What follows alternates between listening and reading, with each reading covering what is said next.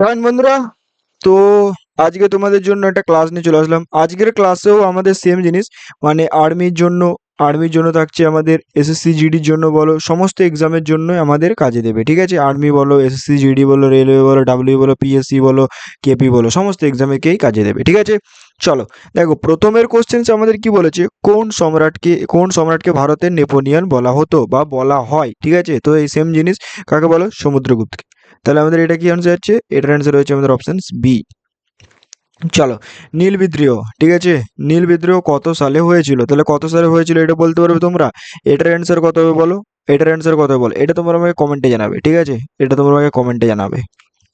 এবার দেখো, আমাদের যে কোষের আত্মঘাতী, ঠিক আছে, থলি কাকে বলা হয়? ঠিক আছে, তাহলে এটার অ্যান্সার কি হয়ে যাবে বলো, কোনটা হবে বলো, কোনটা হবে বলো, এটার অ্যান্সার কি হচ্ছে লাইসোজোম। তাহলে এটার অ্যান্সার হচ্ছে আমাদের অপশন সি।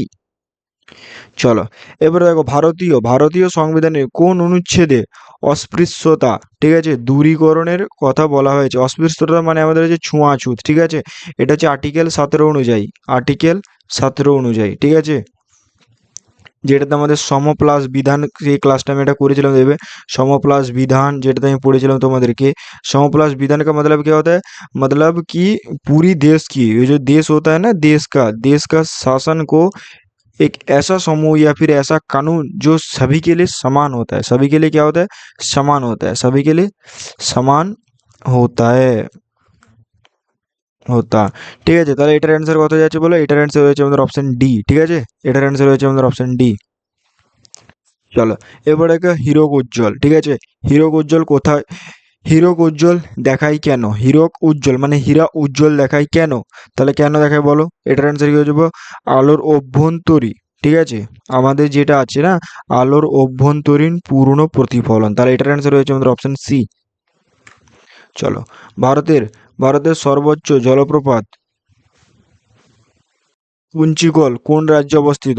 তাহলে কোন রাজ্যে অবস্থিত বলো, তাহলে 6 নম্বরটার অ্যান্সার হচ্ছে বলো, 6 নম্বরটার অ্যান্সার হয়েছে আমাদের অপশন এ, কর্ণাটক। তাহলে এটার অ্যান্সার হয়েছে আমাদের অপশন এ। ঠিক আছে, এবার দেখো, পর্যায় সরণি জনক কাকে বলা হয়? তাহলে পর্যায় সরণির জনক কাকে বলা হয়? মেন্ডেলিভ। ঠিক আছে, তাহলে এটার অ্যান্সার হয়েছে আমাদের অপশন বি। ম্যারাডোনা কোন খেলার সাথে যুক্ত? তাহলে এটার অ্যান্সার কি হবে বলো, এটার অ্যান্সার হচ্ছে আমাদের অপশন বি, ফুটবল। দেখো, আইনি আকবরী গ্রন্থটি কার লেখা? তাহলে কার লেখা বলো, আবুল ফজল। তাহলে এটার অ্যান্সার কি হচ্ছে, এটার অ্যান্সার হচ্ছে আমাদের অপশন বি।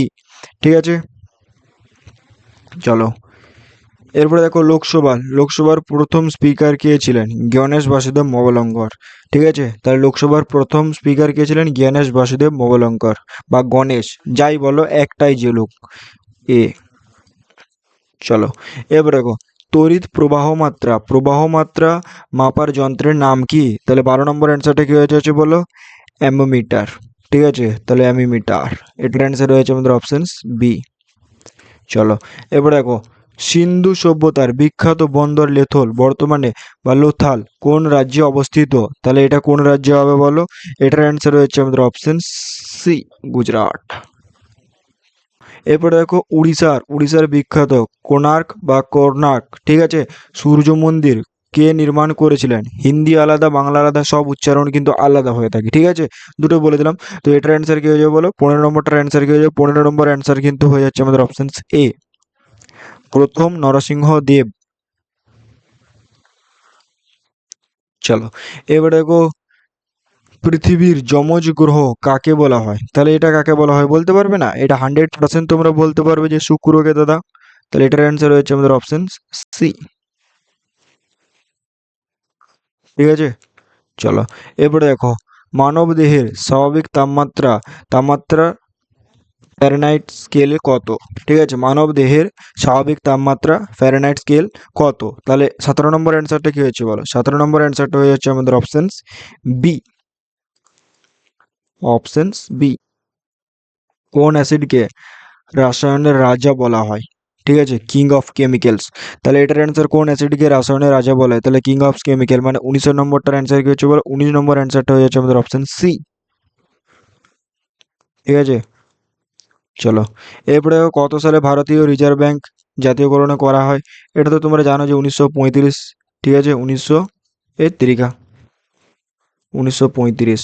ঠিক আছে, চলো।